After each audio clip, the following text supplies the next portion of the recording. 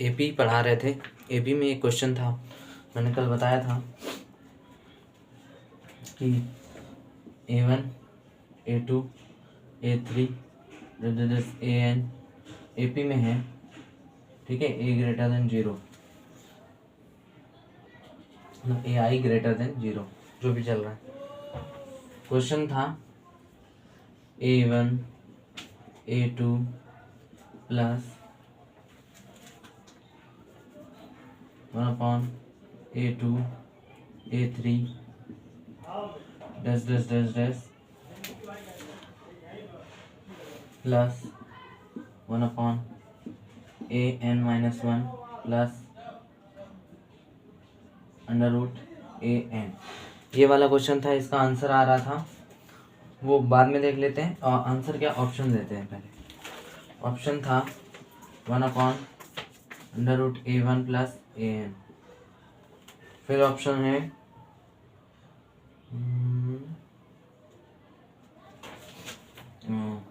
B N-1 upon में √AN plus A1।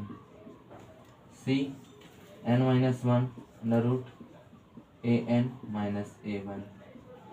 D NOT। तो मैंने इसको कहा था कि मान के भी किया जा सकता है ट्रिक से।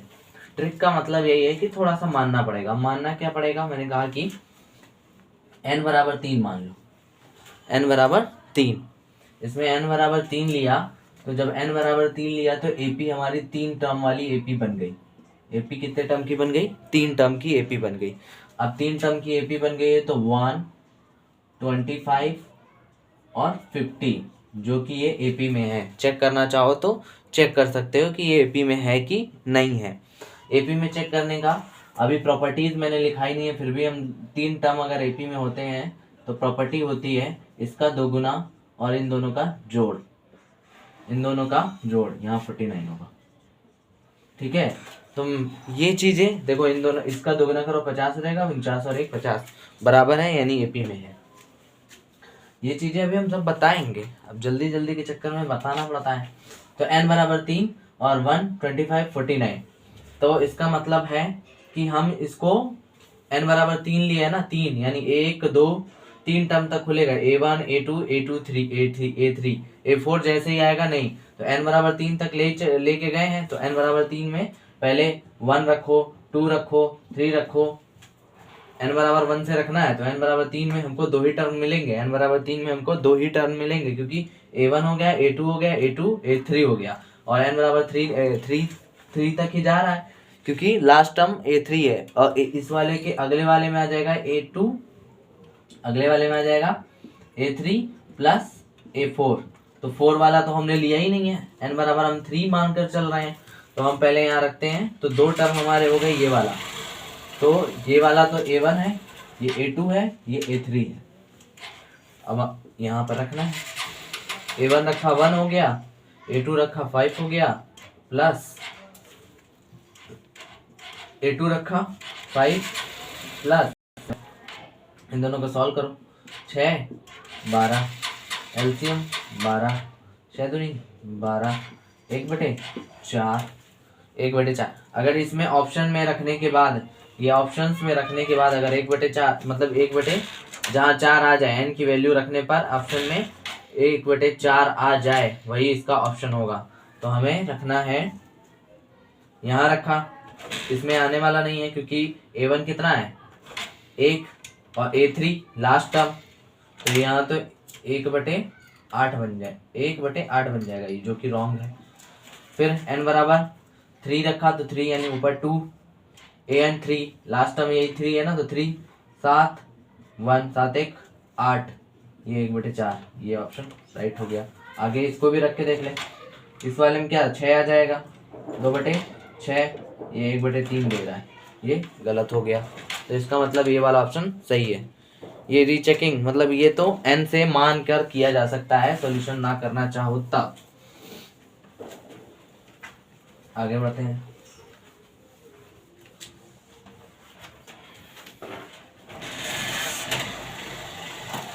आगे हम प्रॉपर्टीज़ पे आने वाले थे, कल हमने बताया था कि प्रॉपर्टीज़ बताएंगे, तो प्रॉपर्टीज़ पे आते हैं। पहली प्रॉपर्टी यहीं पे लिखवाते हैं, ए sequence AP, a sequence is an AP if and only if another term is a linear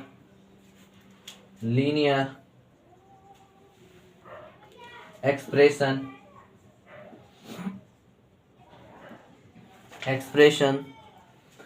that is an plus b। बता रहे हैं ये क्या है। In such case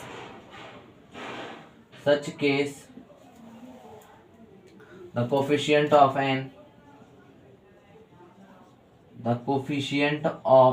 n that is a is the common difference AP का जो form होगा, अगर कहीं पर ऑप्शन में ऐसा कुछ दिख रहा है तो वो AP का फॉर्म है, और AP का फॉर्म है तो जो ANY यानी लास्ट टर्म हो जाएगा, उसका जो n का कोफिशिएंट A है वो कॉमन डिफरेंस कहलाएगा। मतलब मैंने एक क्वेश्चन लिया, उसमें ऑप्शन दे रखे हैं, उसमें उसने पूछा है which of the following sequence is an AP, तो आप question soon low, which of the following sequence is an AP, तो AP हमने एक AN बराबर सीक्वेंस में रखा 2n स्क्वायर प्लस 3 और n belongs to n। Form क्या है, AN is equal to AN A into में n प्लस B, ये होना चाहिए। A इंटू में n, इंटू में है ये AN सफिक्स में है, और ये इंटू में A into n plus B, तो इसका जो फॉर्म है क्या इस फॉर्म से मैच कर रहा है? नहीं, तो ये तो होने से रहा B ऑप्शन। 3n प्लस 5 ये मैच कर रहा है, C ऑप्शन। एक बार देख लें कि AN is equal to 3n square plus 1, ये तो होने से रहा। D option AN is equal to 2n square plus 3, तो इसका मतलब ये सब नहीं होंगे। ये प्रॉपर्टी नंबर 1 थी। प्रॉपर्टी नंबर 2 पे आते हैं। प्रॉपर्टीज डिस्कस करना बहुत जरूरी है। प्रॉपर्टी नंबर 2 पे आते हैं, तो प्रॉपर्टी नंबर 2 पे है, आज हमने टिक लगा लिया है, इसीलिए क्या क्या हमें बताना है। 3 नंबर्स ABC, वही प्रॉपर्टी है जो अभी थोड़ी देर पहले बताई थी। 3 number A, B, C, 3 numbers A, B, C are in AP, then arithmetic progression में है, तो देन 2 बीच वाले का दुगना इक्वल होगा A प्लस C का, या B की वैल्यू होगी A plus C divide by 2। ये भी बोल सकते हो, ये भी बोल सकते हो। अब इसी पर क्वेश्चन बनाए गए हैं बहुत सारे, तो ये लिख लेना, इसके बाद क्वेश्चंस करते हैं। 3-4 क्वेश्चन तो इसी पे मिल जाएंगे। 3 number ABC are in AP, हाँ नहीं, इफ log 2 अगर ऐसे लिखा हो तो बेस इसका E है, समझ जाना। log 2 की power x minus 1 and log, ये क्वेश्चन बहुत फेमस है, 3 R in AP find R in AP find value of x। Option रख दे। ऑप्शन क्या है, 5/2। B option log base 2 5, log base 3 5, log base 5 3। अब आते हैं क्वेश्चन के अंदर। ये इसने कहा है एपी में है, तो बीच वाले का क्या करते हैं, दुगना, और इसका तो बीच वाले का हमने किया दुगना 2x माइनस 1, ये लिखा है ना पूरा पूरा, हाँ ठीक है। इन दोनों का जोड़ log 2 plus log 2x plus 3।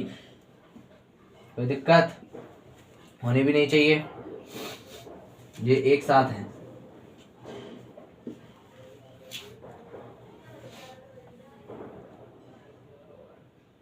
अब हमें आगे बढ़ाना है, तो इसमें से हम देखते हैं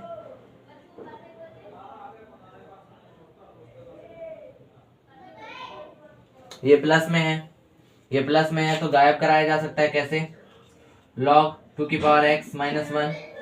ये वाला log की प्रॉपर्टी, log की कोई प्रॉपर्टी जानता हो तो, अगर log यहाँ n लिखा है या m लिखा है तो log की प्रॉपर्टी होती है log की m की पावर n। या तो इसको समझ ले इधर या इससे समझ लो इधर। अगर ऐसा कुछ लिखा है तो ऐसा लिख सकते हैं, ऐसा कुछ लिखा है तो ऐसा लिख सकते हैं। log की एक और प्रॉपर्टी होती है log a plus log b, m के फॉर्म में लिखो चाहे कैसे भी, तो log a इंटू बी ऐसा लिखा जा सकता है। तो ये प्रॉपर्टी इस पे काम करेगी और ये वाली इस पे काम करेगी। हमने काम कराया तो log 2 इंटू 2 की पावर x प्लस 3। अब हम गायब करा सकते हैं तो 2 की पावर x माइनस 1 का होल स्क्वायर, और यहाँ पे बचेगा 2 इंटू 2 की पावर x प्लस 2 इंटू 6। कोई दिक्कत? अब देखो यहाँ पर 2 की पावर x हमें क्या करना है, उसको हमें कोई एक वैल्यू लेट कर लेनी है। मान लो हमने लेट कर ली 2 की पावर x को t, 2 की पावर s को t लेट की ली, तो t माइनस 1 का होल स्क्वायर, और ये हो जाएगा 2t और प्लस 6। उसके बाद इसको और सॉल्व करना है, इसको और सॉल्व करना, और सॉल्व करोगे तो क्या हो जाएगा, t का स्क्वायर और प्लस 1 माइनस 2t और हो जाएगा इक्वल टू 2t प्लस 6। और सॉल्व करोगे, दिख रहा है ना नीचे, तो t का स्क्वायर, इसको और सॉल्व किया 2 2 4t, और यहाँ पे आ जाएगा 6 में से 1 माइनस का 5 इक्वल टू 0। 5 एकम 5, इसको और सॉल्व करोगे तो क्या आ जाएगा, साइनिंग है इधर, इसको हटा देते हैं ऊपर से प्रॉपर्टीज वगैरह जो लेट किया वो तो अभी हम बाद में देख लेंगे t को। तो t को और सॉल्व किया तो क्या मिलेगा, t square minus 5t plus t, इनका क्या कर रहे हैं, factorisation, t common, t minus 5 1t minus 5 equal to 0। तो यानी t माइनस 5 अगर हम करते तो डायरेक्ट यही करते हैं, ये पहली बार करके फैक्टराइजेशन दिखा रहे हैं इसलिए ऐसा करना पड़ा। तो t की वैल्यू 1 आ रही है 5 और ये t की वैल्यू आ रही है माइनस का 1, तो t की वैल्यू 5, t की वैल्यू माइनस 1। अब हम यहाँ पर रखेंगे 2 की पावर x और t की वैल्यू 5, दिख रहा है, तो x इक्वल टू हो जाएगा, x इक्वल टू क्या आ जाएगा बताओ, log base x equal to क्या आ जाएगा, log बेस 2 5, ये भी प्रॉपर्टी ही है, log बेस 2 5, a की power x equal to b लिखा है, तो log base a into B, log base a b हो जाता है। तो आ गया आंसर हमारा बी नंबर, देखें, हाँ आंसर बी नंबर सही है। इस क्वेश्चन में थोड़ा टाइम लगा, टाइम तो लगेगा ही, इन सब क्वेश्चनों में टाइम लगता है, ये लगभग अच्छे अच्छे क्वेश्चन है ये।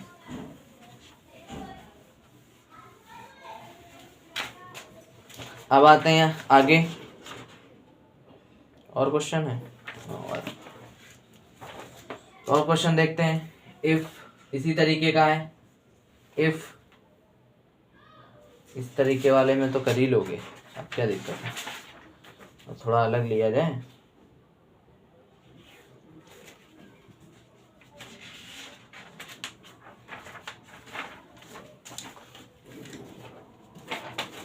इफ एक और करा दें बस, इफ 3 की power 2 sine 2 theta minus 1 comma 14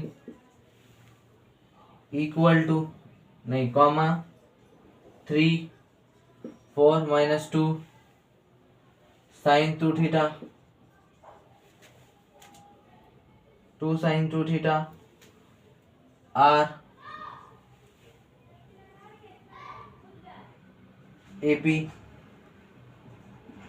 AP then the sixth term of AP then find sixth term of AP। Option में ए दिया गया है 81, बी दिया है 65, सी दिया है 66, डी दिया है 78। आगे बढ़ते हैं। तो इसको करने के लिए फिर से वही फंडा, इसका दोगुना 14 2 जा 28। इतना सिंपल क्यों कर रहे हो? और इन दोनों को प्लस करना है 2 साइन 2 थीटा माइनस 1 प्लस करना है ना 3 4 2 साइन 2 थीटा। कोई दिक्कत होनी भी नहीं चाहिए। अब क्या करें, हम अब एक काम करते हैं, यहाँ पर 3 की पावर को लेट कर लेते हैं। 3 की पावर को लेट कर लेते हैं। कैसे? पहले तोड़ लें।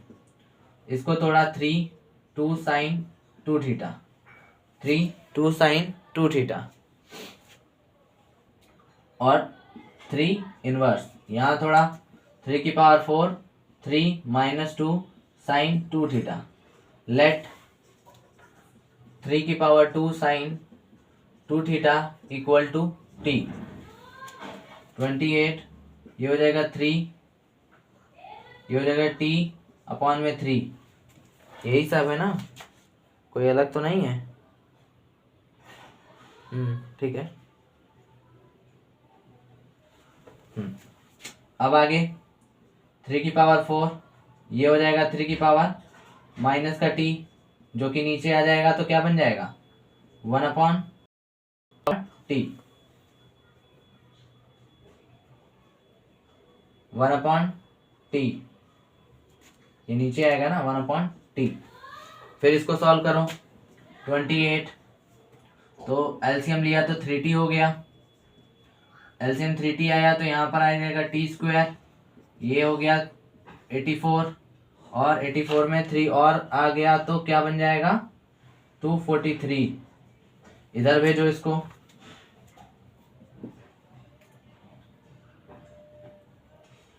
ये क्या बनेगा 84t और टी स्क्वायर और 243। अब आगे बढ़े तो क्या हो जाएगा t square minus 84t minus 240 plus 243 equal to 0। 81 into 3 ये होता है, ये तोड़ भी दिया इसको 281t minus 3t plus 243 equal to 0। t common, t minus 81, तो हमारा आने वाला है t माइनस 81 और t माइनस 3 इक्वल टू 0। यानी t की वैल्यू आएगी 81 और एक आएगी t की वैल्यू 3। हमने जो लेट किया है उसको देखें तो हमें मिलेगा 3 की power 2 sine theta 2 theta equal to 3 की पावर 4। यही तो 81 होता है। यानी हमको 2 साइन 2 थीटा बराबर मिलेगा 4, तो साइन 2 थीटा बराबर मिलेगा 1/2, ये 30, तो 2 थीटा बराबर 30 डिग्री यानी कि 15 डिग्री, तो theta is equal to 15 degree. Value क्या आ रही है 6th टर्म मांग रहा था ना, ये हमने तो थीटा निकाल दिया। 6th टर्म हमको तो यही चाहिए ना 3 साइन टी थीटा। हमको वैल्यू कहाँ गई ये। यहाँ पर वो रखने की जरूरत ही नहीं है, इसकी वैल्यू आ गई, डायरेक्ट हमको उठा के पुट कर देना है। इसकी वैल्यू कितनी आ रही 81 और एक आ रही है 3। अब दोनों से हम वैल्यू लेकर करें तो हमारा आंसर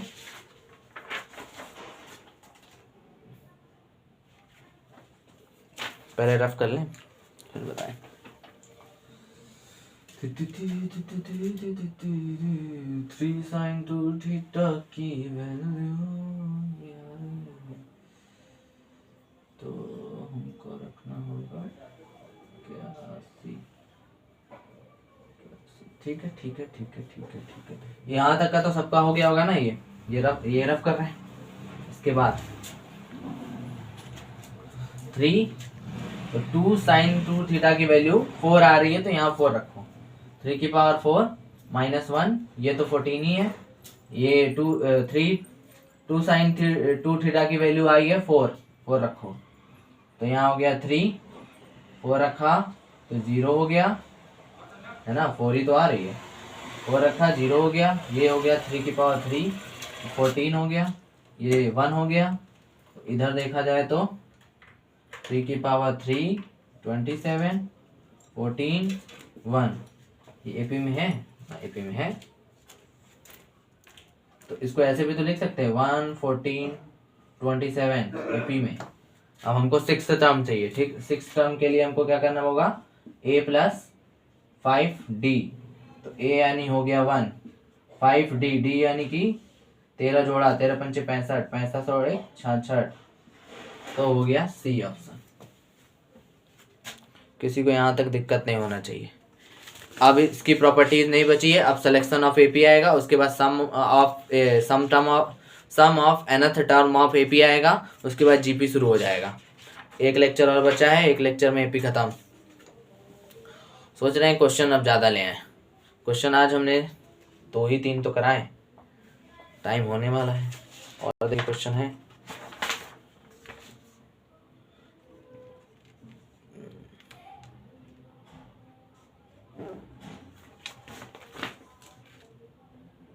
हाँ चलो सिलेक्शन ऑफ एपी बता दे।